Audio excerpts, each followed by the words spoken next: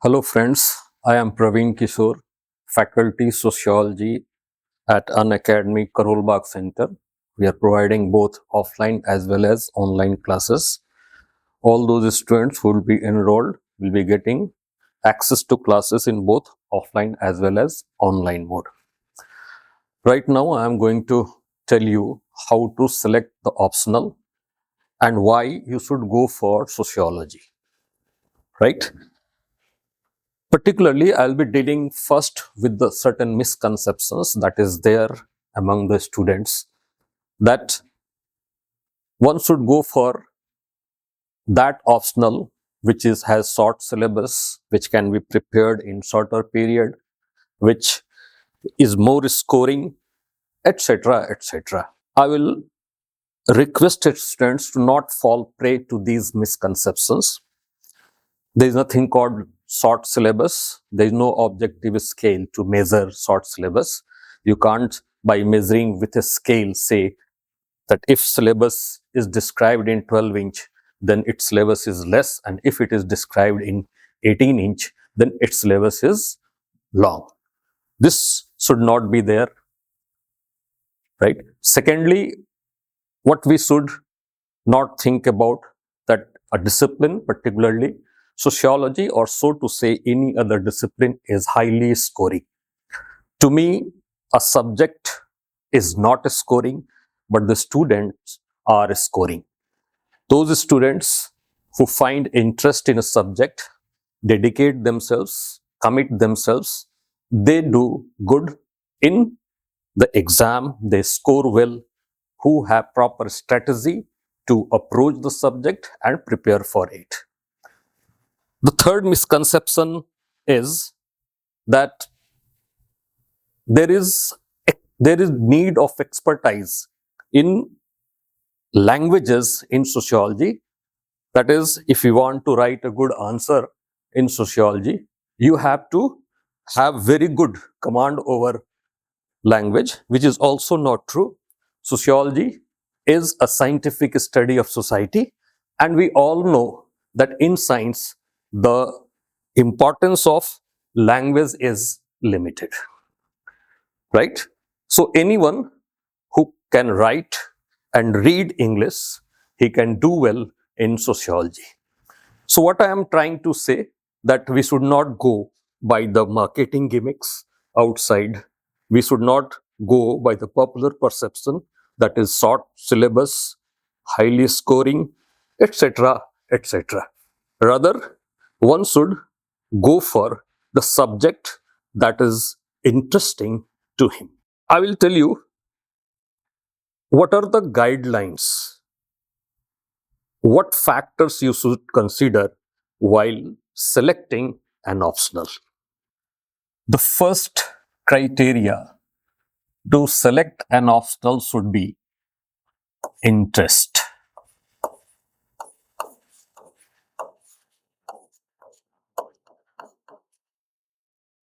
Generally, it has been observed that most of the students do not have the background of the subject which they choose in optional, because there is a popular perception, and it is to a certain extent true also, that there are certain social science subjects that are more relevant for the preparation for civil services examination.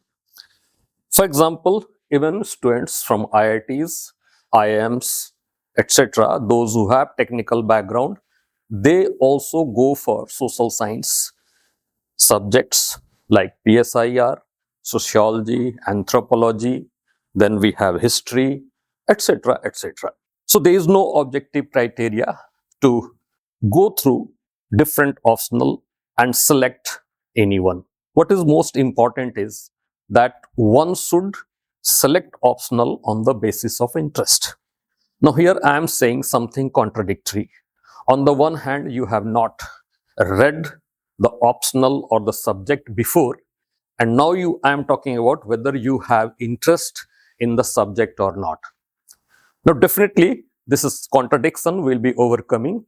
What you need to do, you have to figure out some optionals and then read some preliminary reading you should be doing. For example, you can go through NCERT 11th and 12th books of sociology, and you can read that, and if you find interest, right, then definitely you can go through different subjects. But if you find interest in sociology, definitely you should go for sociology. But here there is another contradiction. As I said, if you have interest, you will enjoy the subject. But one thing more important, there is no subject which can be read like a novel. Every subject has its own complexities, its own specific terms, its own depth. And to understand that, at least we should have some knowledge for that. What you will find here, that unless until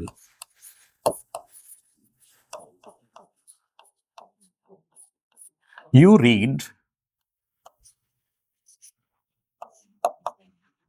you cannot understand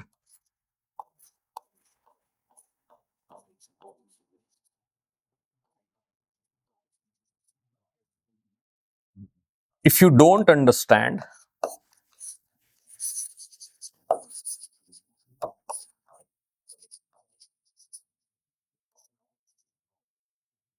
you can't develop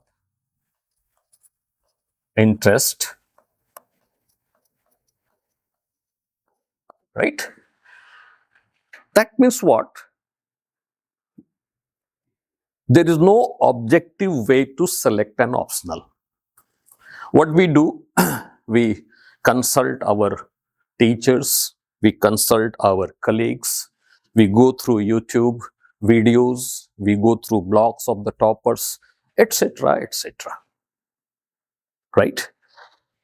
And then, after proper analysis, we come to conclude, and even by reading NCERT books of different, some preliminary readings, somehow we come to conclude that I am going for a particular optional X. Here we can say, let us assume that after proper deliberation, after proper analysis, one has reached to the conclusion that he is going to opt for sociology as an optional. And definitely sociology is one of the most popular optional in UPSC exam, and its result is extraordinary, right? Now here what you can see here, that you have selected an optional, so to say sociology. Let me repeat what I have said. You do consult each and every person or many persons before selecting an optional, right? Maybe you have selected on the basis of short syllabus. Maybe you have selected on the basis of scoring optional. Maybe you have selected on the basis of your interest. Maybe you have selected on the basis of suggestion by a person who has previously qualified or not qualified. You have got the suggestion from teachers, your parents, your friends, etc., etc. Right? But once you select that, what I say, that commit to that. Once selected sociology as an optional,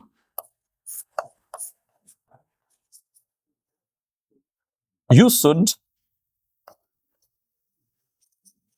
commit to it.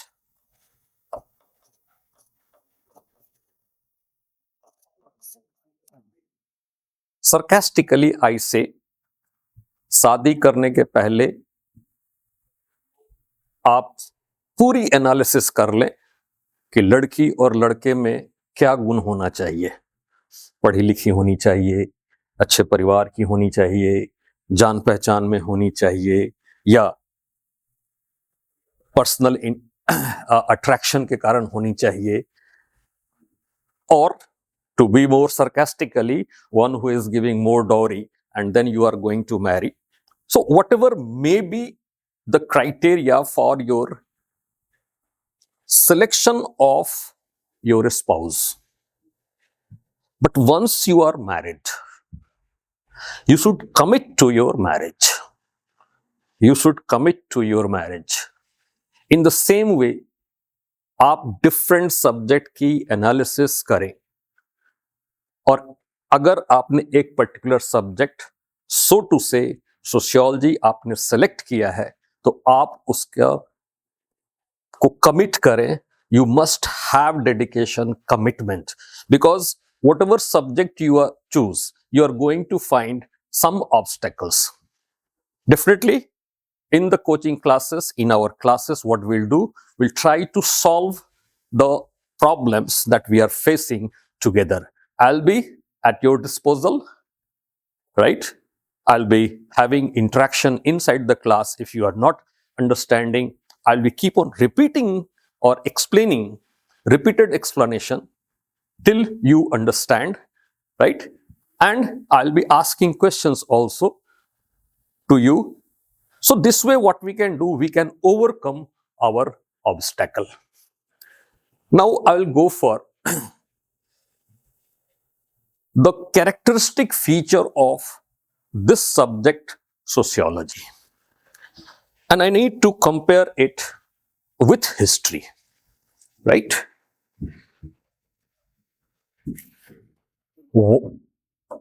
Characteristics of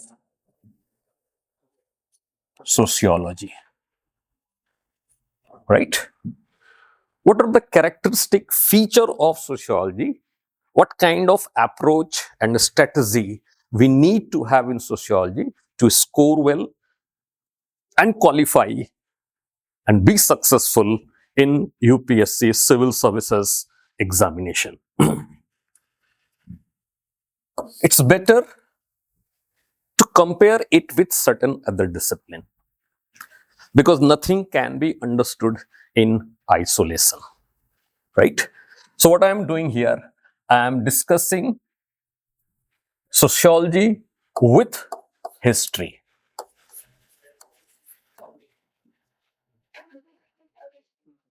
Right? I am comparing sociology with history to understand the feature of sociology. In no way I am going to say whether history is superior or sociology is superior. What I am trying to do, there is a approach in sociology that is known as structuralism. And structuralism says that world cannot be understood in isolation. Rather, one can comprehend the world in binary. Means unless until you compare with some other entity, you will not be able to understand the characteristics of the entity. What is said about history? That history is ideographic and sociology is nomothetic.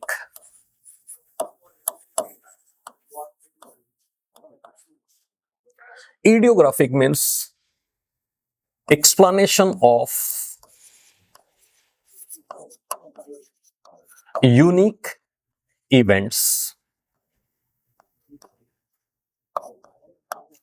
Nomothetic means discovering pattern, right?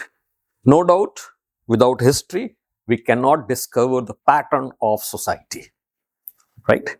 So what we try to do, we try to discover the pattern in the society. What kind of changes are taking place, what kind of relationship that occurs between the different thing. So definitely what we say that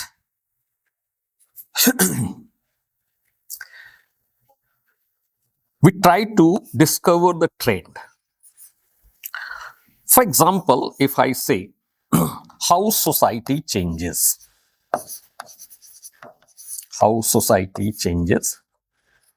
then there are different approach. One is said evolutionary view of society.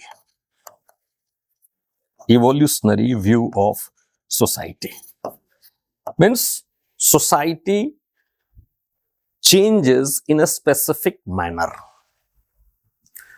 Society does not change in haphazard manner. Overall, society shows a pattern of change, right? And because of that, this is said to be highly abstracted discipline.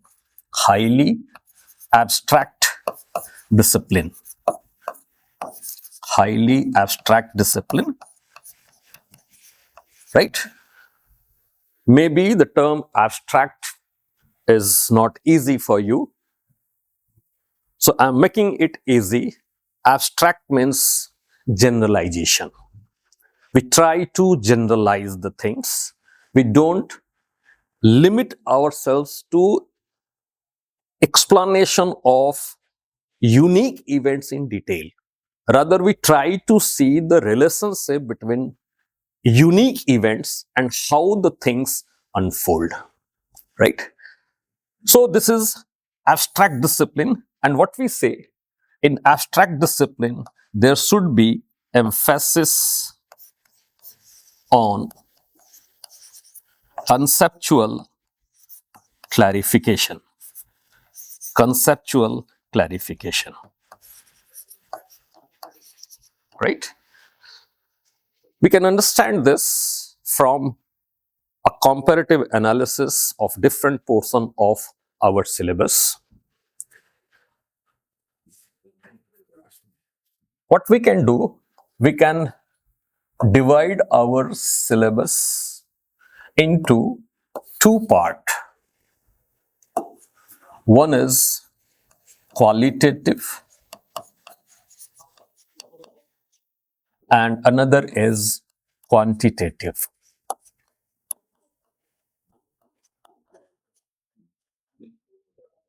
Qualitative, the volume of study material is limited. Whereas in case of quantitative, the volume of study is quite large, right? If the volume of study material is small, that means what? It requires better understanding. Better understanding, right? Means the study material would be limited, but we need to focus strongly to understand that in depth, right? As far as quantitative portion of the syllabus is concerned, understanding would not be that much of a problem, right? Rather, you will be easily understanding the things, but the volume would be so large that you will require to memorize them. That means here role of memorization is limited, and here memory is going to play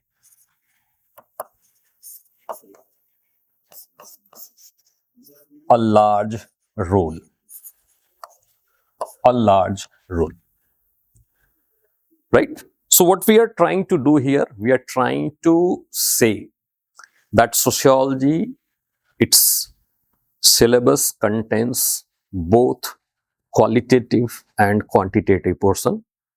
Qualitative portions have small or less study material, means the number of books, the number of pages that you have to read is less. But what you have to do, understanding would be a little bit difficult. And what you should do, we should emphasize on understanding. Right? As far as the quantitative portion is concerned, and that is maximum in second paper. What you need to do, the volume of study or reading material would be large, but understanding would be relatively easy.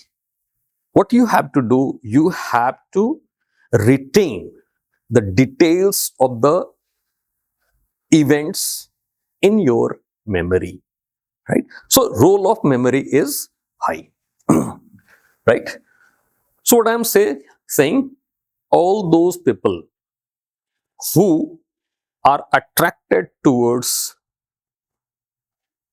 conceptual understanding can go for sociology. It will be very helpful to them.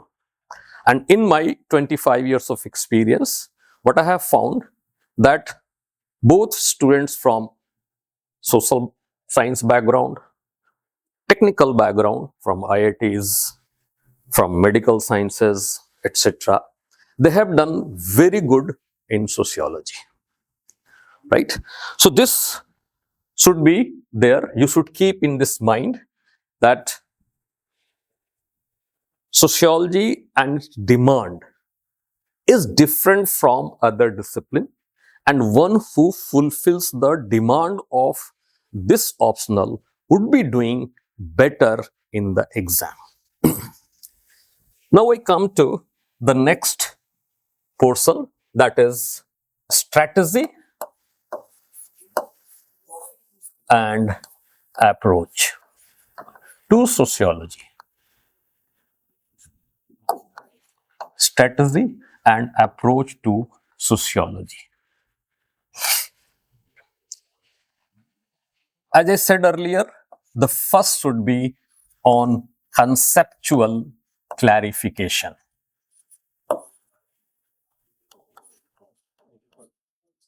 Conceptual clarification. The first and foremost focus of people who have selected sociology as an optional should be on conceptual clarification. If concepts are clear, concept means specific terms that are used in a discipline. If concepts are clear, your understanding would be better. So this you can do in bits and pieces. Second is content enrichment. You can say content enrichment or content development. Content development means you should go thoroughly and try to collect as much as information as possible to cover up our syllabus. Definitely in class we'll be covering the syllabus in detail, right? That means around 95% of the contents will be covering in our class, right? The rest of the 5% may be covered. May be covered means it depends on anticipation. It depends on when you are attending the class. Suppose you are attending class in 2025 and appearing in 2026. Naturally, we will be finishing our class by September or October, but you will have to cater to the developments that has taken place from this September 25 to September 26 also, right? That means these things, the developments that are taking place after the class, you have to look for them. You have to be very particular about them. You have to keep yourself searching about them. Third is articulation.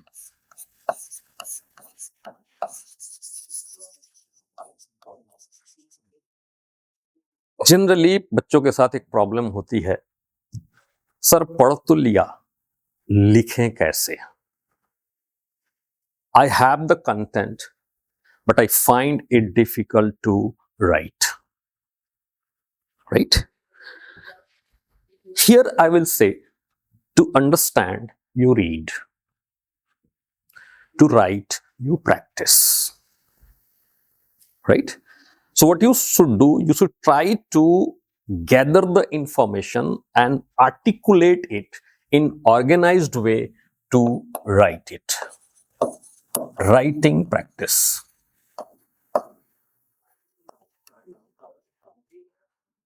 One of my students who got 55 rank in 2018, he said, sir, I had done self-study.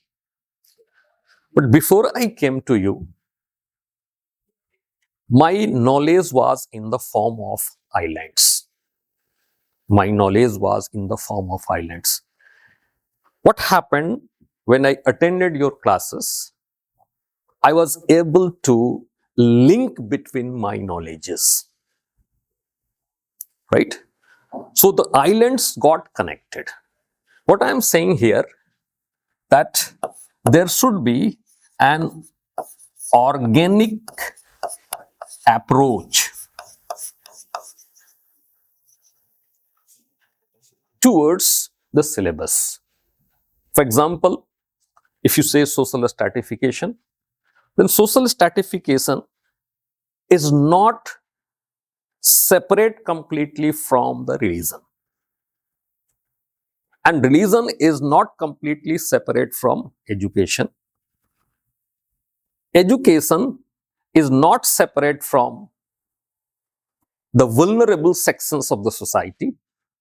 And vulnerable sections of the society are not separate from the overall structure of the society. So what we have to do, we have to try to identify the interrelationship. Right?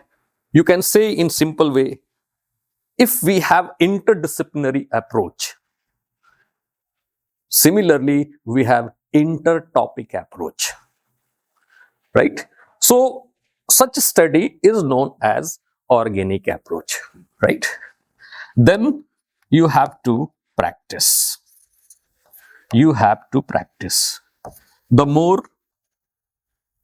you practice,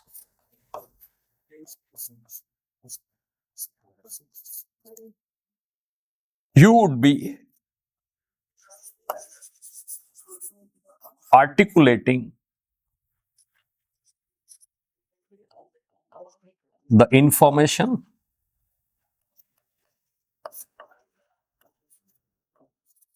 better, and therefore your presentation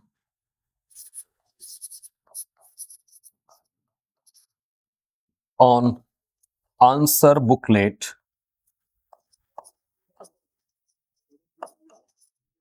would be excellent. Mind it, you might be average students. This is the peculiar feature of civil services examination, that your academic background does matter. But even if you have average academic background, you can do wonder in the exam. And we have examples of many such students who had an average academic record, but sheer through hard work, strategic approach, and commitment, they did wonder and scored very well, and they were into the rankers list, right? So conceptual clarification means each and every concept should be clear, right?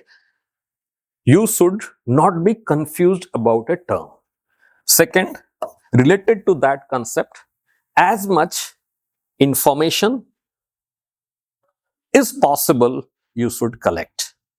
Then you should try to articulate your knowledge, your information, and then you should try to put that in the paper. You should practice it, right? Because to understand, we read, but to write, we need to practice it, right? So this is the approach to sociology. Now, I'll be telling you to put confidence in you about me, my own background.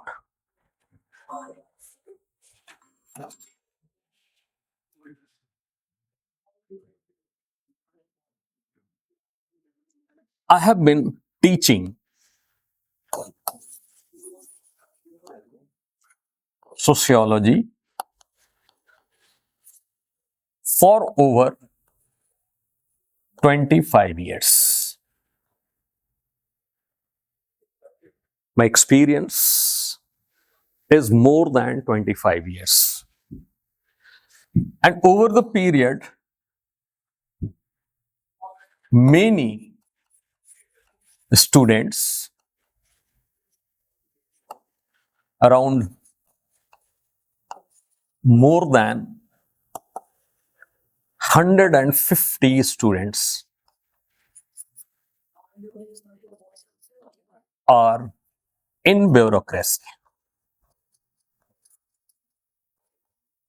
They are bureaucrats, and their rank is 2, 3, 6, 13, 15, 22, 31, 32, and so on. For example, in 2017, Anu Kumari, one of the top scorer of sociology, was my student.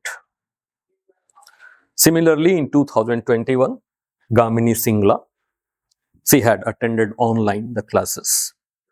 She stood third. Priyamvada Vadalkar, she scored 13. She had also accessed my classes online, right? 22, right? In 2008, he attended my classes physically. At that time, there was no online facility, etc.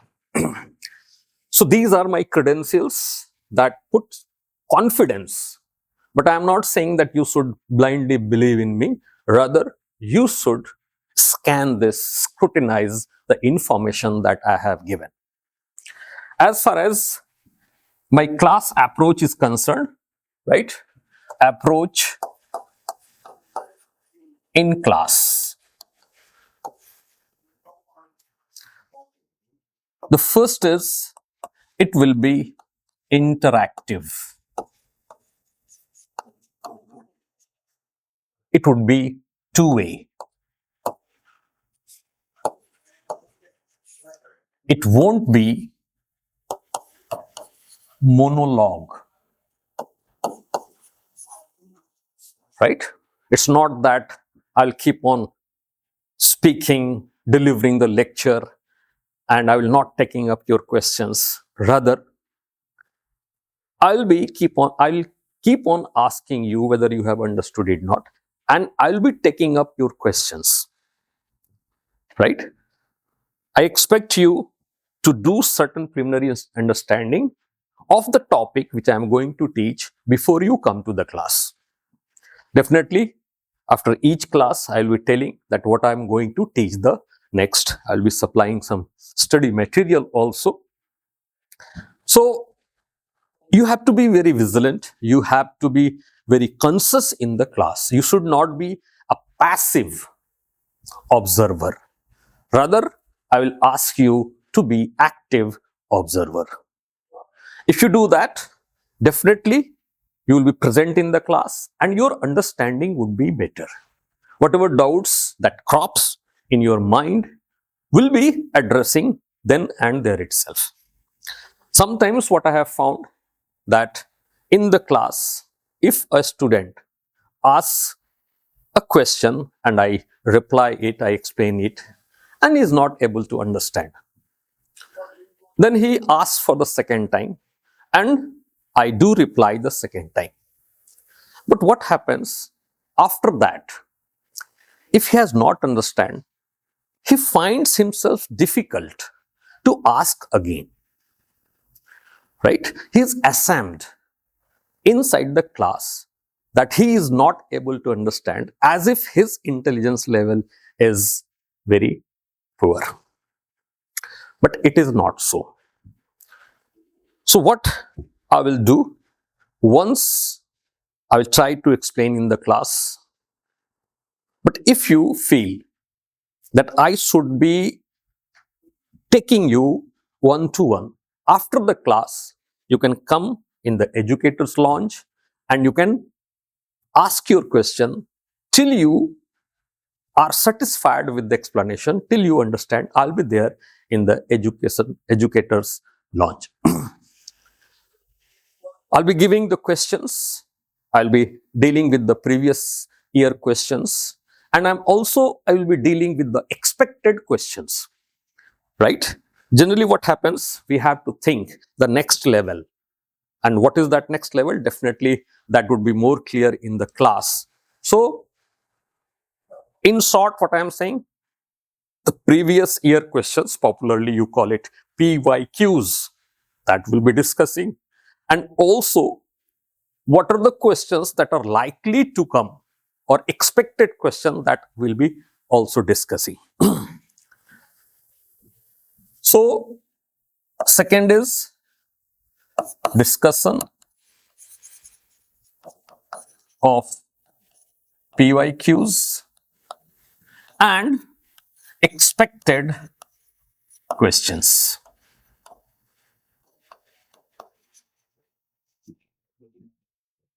Third, if you write an answer, means I'll simply say ready to evaluate your effort. If you walk one step, I'll be walking with you many steps. Right? So if you write the answer, I can evaluate that. I'll give the feedback. I'll provide the remarks. I will even suggest the study material that to be read and how to articulate the answers. The only thing is that you should be disciplined in the class. You should not miss the classes. You should attend the classes regularly. And you should be writing the questions answer yourself. Means you need a self-motivation to write the answer. Right? So these are the things that I will be supporting you. Now I will discuss about the relationship between sociology and GS and also essay. Right? Particularly in GS we have Indian society and social justice. Right? And related to this, in sociology we have topics like religious fundamentalism,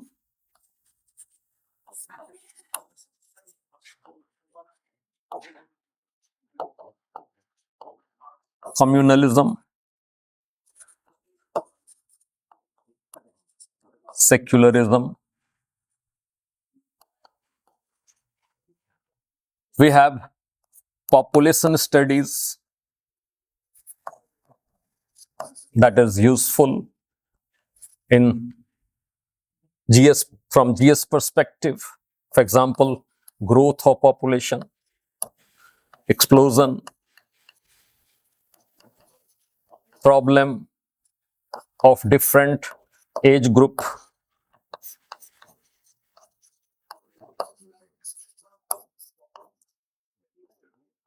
at present aging of population,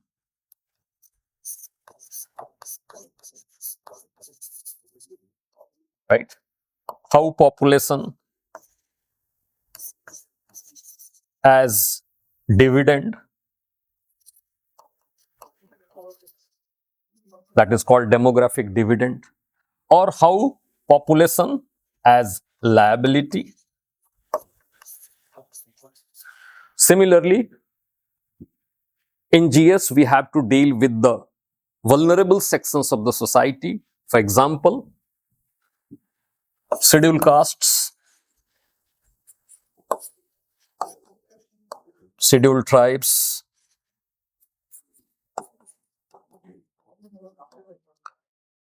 OBCs, women, government approach towards addressing the issues related with them,